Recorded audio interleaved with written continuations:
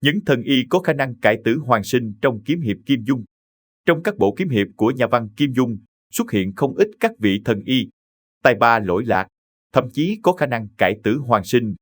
Dù chỉ là những nhân vật phụ, không xuất hiện quá nhiều, nhưng những vị thần y này cũng khiến nhiều người phải chú ý bởi y thuật như thần của mình. Hầu hết trong số họ đều ít nhiều liên quan đến những nhân vật chính và tạo nên các tình tiết quan trọng trong những bộ truyện. Mục Điệp Cốc Y Tiên Hồ Thanh Ngưu. Nói đến những bậc danh y kỳ tài trong kiếm hiệp Kim Dung, đầu tiên có lẽ không thể không nhắc đến Điệp Cốc Y Tiên Hồ Thanh Ngưu trong bộ Ỷ Thiên Đồ Long Ký. Đây là nhân vật nằm xen kẽ giữa ranh giới chính tà, cũng là nhân vật để lại rất nhiều tiếc nuối và cũng là người dù cố tình hay vô tình thì cũng đã góp phần tạo ra một Trương Vô Kỵ lỗi lạc về sau. Từ thuở trẻ, Hồ Thanh Ngưu đã đầu nhập Minh giáo. Nghiên cứu về các vị thuốc để cứu người chính là say mê cả cuộc đời của ông. Sau này, nhờ có tài chữa bệnh, cứu sống không biết bao người dưới lưỡi hái của thần chết mà ông được người đời gọi là Y Tiên. Sau này, ông về ở ẩn trong Điệp Cốc. Cái tên Điệp Cốc Y Tiên cũng từ đó mà ra. Tuy tài giỏi là vậy, chỉ tiếc là ông sống quá cố chấp, chỉ chấp nhận chữa cho người trong Minh giáo cho nên mới dẫn đến họa sát thân sau này. Người đọc biết đến Hồ Thanh Ngưu ở y thuật là vậy, nhưng ông cũng sớm gây ấn tượng bởi chính nơi ông ở, là một thung lũng nhiều hoa thơm, bướm đẹp, hồ điệp. Chừng đó là đủ để cho thấy con người không những trí tuệ, mà phong thái cũng không kém phần nho nhã, thanh cao. Ấy vậy mà con người ấy lại cổ quái, cố chấp. Chỉ cần xem mạch đại khái, ông đã biết Thương Ngộ Xuân bị trúng triệt tâm chưởng, thậm chí biết được thời điểm trúng chưởng vào giữa giờ Tý và giờ Sửu. Cũng rất đơn giản, ông biết Trương Vô Kỵ đã trúng Huyền Minh Thần chưởng khiến khí lạnh thấm và tạng phủ đã truyền sang tim. Ông chỉ đồng ý cứu Thương Ngộ Xuân, đệ tử Minh giáo, còn Trương Vô Kỵ nhất quyết không, dù ông ngoại chàng vốn là một trong tứ đại pháp vương của giáo phái này. Tuy nhiên, trong Hồ Thanh Ngưu vẫn còn nhiều thiện lương. Đó là khi ông gián tiếp giúp Trương Vô Kỵ điều trị cho những người bị Kim Hoa bà hại.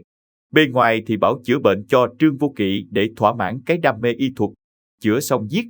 Nhưng quả thật, chính Hồ Thanh Ngưu cũng đã có phần cảm mến chàng. Dù không điều trị bệnh dứt điểm được cho Trương Vô Kỵ, nhưng ông đã giúp chàng kéo dài sự sống để gặp được cơ duyên sau này. Ông cũng để Trương Vô Kỵ nghiên cứu sách thuốc của mình, và trước khi chết còn truyền cho chàng bộ sách mà cả đời ông nghiên cứu được. Sau này, người đọc càng thêm tiếc nuối cho Hồ Thanh Ngưu bởi tính cách cổ quái của ông cũng đến từ việc em gái ông sớm bị Tiên Vu Thông, chưởng môn phái Hoa Sơn hại chết. Sau này, người hại chết Hồ Thanh Ngưu là Kim Hoa bà. Cái chết của vị thần y lỗi lạc có nguyên nhân từ ngoại hiệu kiến tự bất cứu, nhìn thấy chết mà không cứu, của ông. Cả đời sống cố chấp, Hồ Thanh Ngưu không cứu cho người ngoài Minh giáo đã đành. Ngay cả vợ chồng, người thân của họ ông cũng không đói hoài. Chính điều đó khiến ông đứng nhìn, không cứu chồng của Kim Hoa bà. Bà lại chính là Đại Ỷ Ti, hiệu tử Sam Long Vương, là người đứng đầu trong tứ đại hộ giáo của Minh giáo. Hay, sát nhân danh y Bình Nhất Chỉ. So với Hồ Thanh Ngưu, thì Bình Nhất Chỉ trong bộ Tiếu Ngạo Giang Hồ cổ quái hơn nhiều. Cái tên Nhất Chỉ, một ngón tay, là để ám chỉ y cứu người hay giết người cũng chỉ cần dùng đến một tay. Đây là nhân vật mà cả võ công lẫn y thuật đều thuộc hàng đệ nhất. Khác với sự nho nhã của Hồ Thanh Ngưu, Bình Nhất Chỉ có tướng mạo kỳ dị. Lùn mập cao không tới 4 thước mà lưng lại rộng tới gần 4 thước. Cái đầu cực lớn, dưới hàm lại có túm râu như râu chuột. Cái dị của Bình Nhất Chỉ là khi lão cứu sống được một người thì lại ra lệnh cho họ giết một người khác vì lo Diêm Vương không hoàn thành chỉ tiêu. Cái tên sát nhân danh y cũng từ đó mà ra.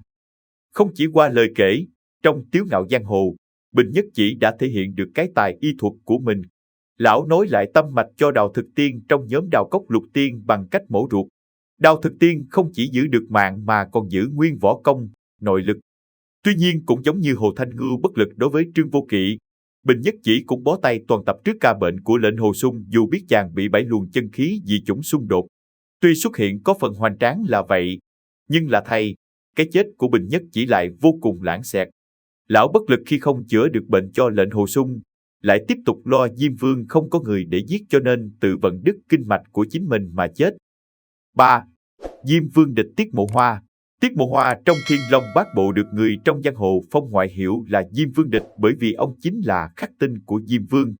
Cứ mỗi lần Diêm Vương muốn lấy mạng ai đó, Tiết Mộ Hoa lại ra tay cứu giúp, đưa người từ cõi chết trở về.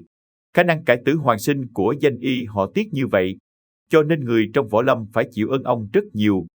Điều lạ là, sau mỗi lần trị bệnh cho các cao thủ, Tiết Mộ Hoa không hề lấy công, mà chỉ đổi lại là người đó sẽ dạy lại cho ông sở trường của mình.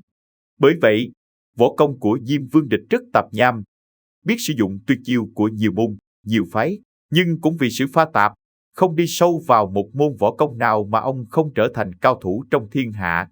Người đời biết đến ông về biệt tài chữa bệnh hơn là về bản lĩnh võ thuật. Họ Tiết vốn là đệ tử của Lung Á lão nhân Tô Tinh Hà, gọi Vô Nhai Tử. Trưởng môn phái Tiêu Dao là sư tổ, gọi Hư Trúc là sư thúc. Y thuật của ông vốn là từ sư phụ Tô Tinh Hà truyền thụ. Tô Tinh Hà vốn học được của sư phụ nhiều môn, từ cầm, kỳ, thi, họa. Môn nào ông cũng mải mê cho nên việc học võ công bị bỏ bê. Vì thế, sau khi Đinh Xuân Thu trở thành phản đồ, hại mạng sư phụ Vô Nhai Tử, Tô Tinh Hà không thể chống đỡ lại họ Đinh và phải ẩn thân trên núi Lôi Cổ lập nên Lung Á môn, môn phái Câm Điếc. Họ Tô có 8 đệ tử tất cả, mỗi người học được một môn. Trong đó Tiết Mộ Hoa học được y thuật. Ông học bốc thuốc như thế nào, say mê với nghề ra sao, không ai nói tới. Tuy nhiên, cái ngoại hiệu Diêm Vương Địch của ông đã cho thấy trình độ chữa bệnh của ông ra sao.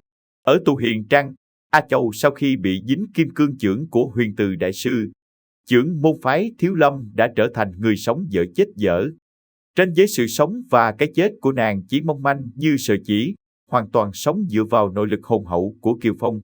Tại Tu Hiền Trang, khi Kiều Phong đã trở thành kẻ thù của võ lâm, lại lấy mạng không ít cao thủ, ấy vậy mà Tiết Mộ Hoa vẫn chữa trị cho A Châu. Điều đó chứng tỏ ông không phải là người cố chấp, không biết phân biệt trắng đen. A Châu lúc đó cũng đã hóa trang thành một cô gái xấu xí, ma chê quỷ hờn, chứng tỏ họ Tiết cũng là bậc quân tử, khinh sắc. Video chúng tôi đến đây là kết thúc. Cảm ơn tất cả các bạn đã quan tâm tới Xe Hay V88 và theo dõi video của chúng tôi. Đừng quên like, share và đăng ký kênh. Đặc biệt đừng quên bật chuông để theo dõi những video khác nhanh nhất. Một lần nữa xin cảm ơn tất cả các bạn.